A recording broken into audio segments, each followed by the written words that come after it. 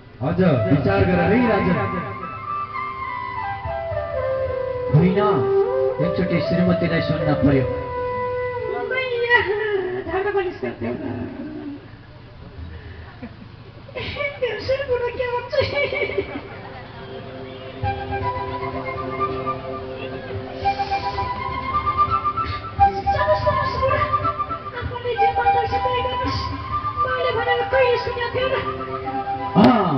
अब मैले बुढीको पनि आधार पाएँ।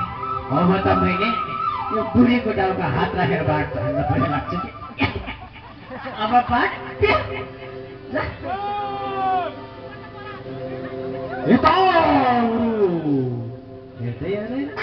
हेर्दै छैन। मैले युद्ध दिन्छु, उनले युद्धै लिँदैनन्। कस्तो खाले कुरो परेछ। युद्धमा छु भने थाहा नै छैन। हानेको बाण लाग्दैन। अनि मनै त गल्ती होइन। त्यही पनि कहाँ अहिले घमण्ड गर्नुहोस्। अहिले अझै म चेक गर्छु। फेरि बाढ ताक्नुभयो। बाढ ताकेर फेरि हान्नुहुन्छ।